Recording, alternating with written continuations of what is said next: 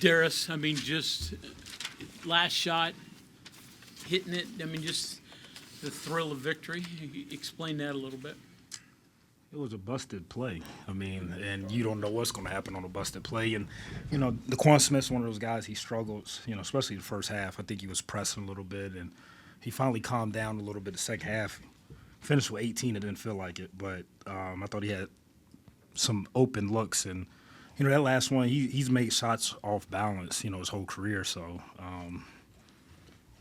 kudos to him. He stayed the course. He moved on to the next play, even though he's struggling. What was it like being back here, and then does this win, a big win for your coaching career, mean anything more that it happened back here? I'm not going to lie, it means a lot. Basically grew up here. Special place, a lot of people that, helped me grow as a person. You see them in the stands, they're texting me, and, just to come back here with your own program is special. What does it mean? I mean, despite or on top of just you, what's the win mean over a Power 5 team for Radford? It means a lot. I mean, I think the fact that being the first time head coach in your hometown, and then my whole goal when I took the Radford job and was to take something that's good and try to make it great. And it's special to get these because they're really hard.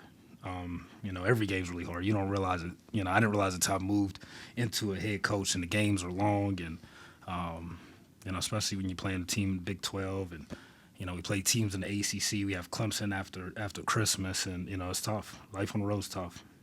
There's considering the WV's roster situation, new guys coming in. Some of them hadn't played yet. Right. Some of them had only played one game.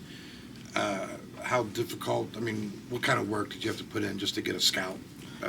Their situation is unique because a lot of the stuff that you're scouting, you usually scout at the beginning of the year. With the transfer portal, you're pulling clips from this guy's last school, this guy 2 schools ago, and you're trying to piece it together. You usually don't do that in, the middle of December.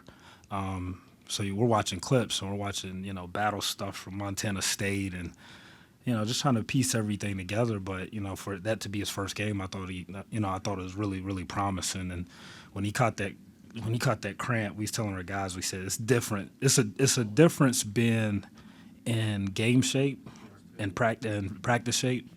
And so, when he caught that cramp, I was like, it's hard to overcome cramps. And he came back second half, and he's really good. And I was like, oh man, it's gonna be a long one. So he goes to the line for a 1-and-1 and could have put him up 3. Yeah.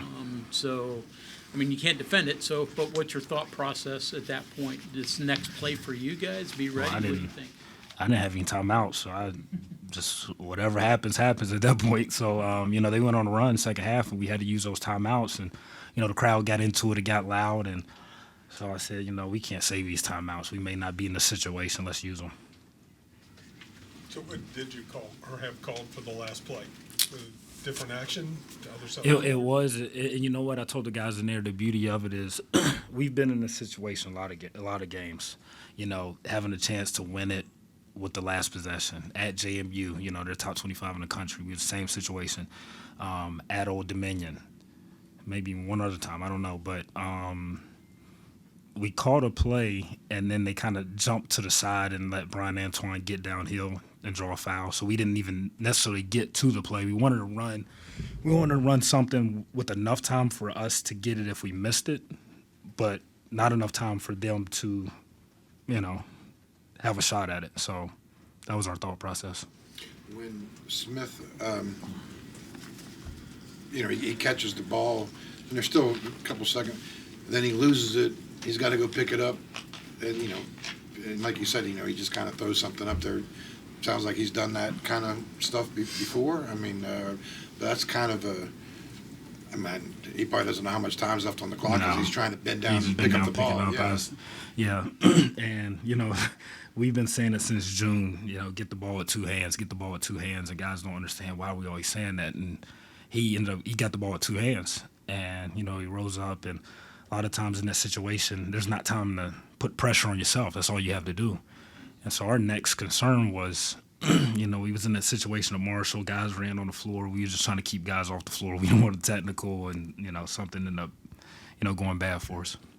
You've played against West Virginia before on the opposing side at Florida. Obviously, it's before at Radford. This feel different because Hugs had always been there. Josh on the other end, someone you know that well. Does it feel any different for you, or just another game in the end? It was definitely different. You know, obviously they've been through a lot over the last year. It was different, but it's also and I told somebody on the radio, it's good to see your college teammates, you know, Alex and Deshaun. You know, in the situation I was in years ago where I'm just getting into coaching, I transitioned from a player to now coach. So it was really good to see them, you know, in that element where they, you know, pivoted to their new purpose, you know, life after playing. So, you know, that was a refreshing part, but it is different just because of, you know, all the stuff that's, you know, transpired in the last year. There's obviously, kind of going off that, Josh obviously has gone through a lot of obstacles. Right. Different obstacles.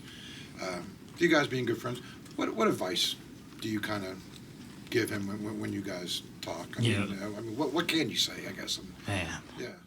The main thing I told him, and you know, you don't realize it. I think it's one of those things. Going from assistant to head coach, you go through a lot of the same things. So you your conversations end up more so with head coaches because you're going through the same thing. So the main thing I told him was advice I got from Dustin Kearns that I worked with him at Radford. Now he's at Appalachian State. He said, as a head coach, you're going to have big waves and you're going to have small waves, but they keep coming. He said sometimes the big waves are going to knock you off. You got to get back on. Sometimes you survive the little waves, and then you're like, okay, what's next? And so, I mean, he was like, that's a good way to put it, but, you know, that's what we signed up for. Mostly big waves here. Mostly big waves, yeah. Yeah. Did you offer that advice, or did he seek it out from you? We just on the phone, just hanging out. I was working out at night, and he was driving home, and I just called to check on him, and, you know, we just started talking. When he spoke about it, he said you mentioned some boogie boards in there. Oh yeah, that's for the big waves. Yeah. Yeah. Okay, thank you, Coach. Yeah, appreciate it.